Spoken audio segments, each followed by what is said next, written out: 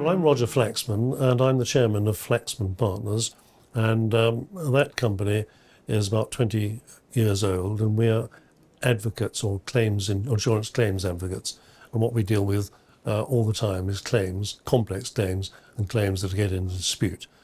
My background is I started in the insurance industry, in fact, insuring timber buildings in the 1970s. Most of this was in Scandinavia and Northern Europe, some of it was in America. And that was my basic training all those years ago. Things have moved on, of course, in timber building since then. And in fact, during the 1970s, there was a major change in this country in the law, which gave rise to a class of insurance called professional indemnity.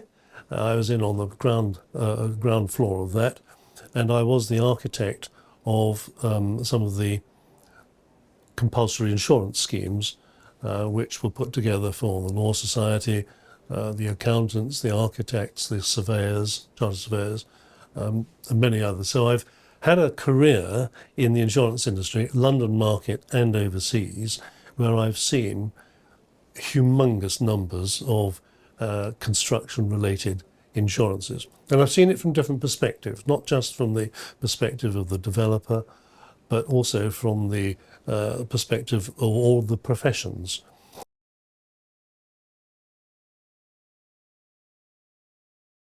The construction industry is by definition a group of probably 20 or 30 societies, associations, professional bodies, organisations, all of whom, quite rightly, are very proud of what they do within their circuit. You know, they're like lots of guilds, if you like. You know, they've got knowledge, they've got skills, they've got professionalisms. The problem is, life is such that even with all the technology and intercommunication we have, it's very difficult for those different birds of different feathers physically to get together and collaborate. It can be done, but it's difficult. And all of these organisations have different interests. Now, I was saying earlier that I've worked for all the professions. I've had something to do with all the professions, and certainly all of the trade associations and things in the construction industry. And in all of my career, I've never seen them really collaborate in a way that is focused enough to say to the insurance industry, together, this is the way we're going to do it. So the insurance industry has to insure these little parties independently, whereas it would sit back and say, if these guys could come together and be a bit more collegiate, it would make it easier to insure them. And it's chicken and egg, you know, which party is going to move first. But interestingly, I've recently been speaking at length with the Chartered Institute of Building, and their view is very much that this actually is what ought to happen, and our ongoing discussions between us and them, and now the RIBA, and I think probably eventually the RICS, I think that if we can have meaningful discussions about what needs to change, and fundamentally there's two things: regulation has got to be tighter, supervision has got to be much, much better. We've got to bring back the clerk of works or somewhere, and we've got to have a structure of building where it's got to be better than the regulations require. Because if an insurer is going to say, I will insure you, he's got to satisfy his shareholders that he's making a prudent underwriting decision. And at the moment, they can't make a prudent underwriting decision to insure something they don't understand and can't control.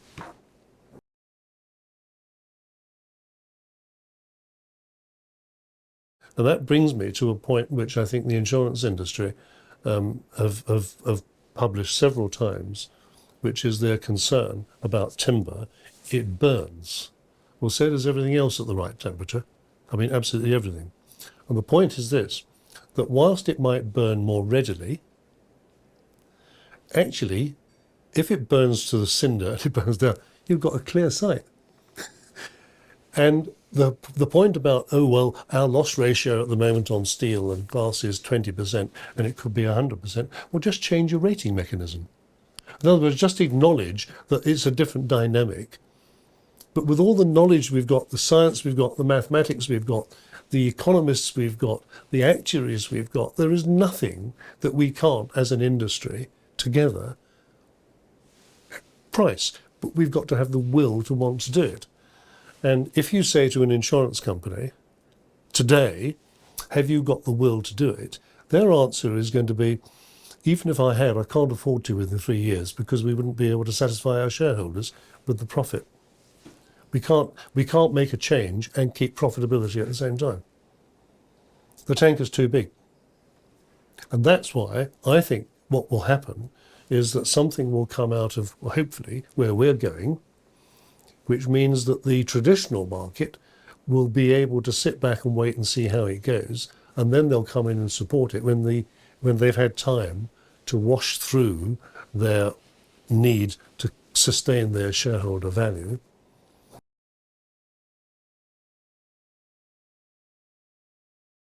In the context of an insurance model going forward, one of the things we really need to try to avoid is lots of different insurances applying at the same time with different wordings, with different cultures, with different everything. Ideally, we've got to get to back some kind of insurance model which is based upon the project, particularly big ones, particularly big stuff, because it's illogical, is it not, to have one contract between the client, the developer, and all the others, and yet thousands of contracts, or dozens of contracts of insurance amongst all the people that have undertaken that they will be insured. And what I know as an insurance practitioner is that those insurances can be so different as one between the other that you could ask yourself, well, actually, what value have they got? And some of them may lapse, some of them may be in breach. You can have an insurance, but it doesn't mean the party holding it isn't in breach. And very often that's what happens. And that causes another hole, another delay. So ideally, what you want to look at is a way of saying, well, look, if we're going to have a sustainable building and a sustainable insurance, you've got to be able to match those two things up front. And that means possibly changing a way that the insurance is attached to the building. Now, somebody's going to be listening and saying, well, is he talking about project insurance? Not as we've known it, but possibly, yes, in a new format. And that's what I think we've got to articulate. And I happened to work with somebody back in the 1980s, 90s, who had this vision even then. But it was too early and he was flattened. He said, no, it's just too difficult, we don't want to go there. And it was an American organisation, and they got it absolutely right, spot on what they were doing. But there wasn't the appetite at that time to change from what was at that time a flourishing market.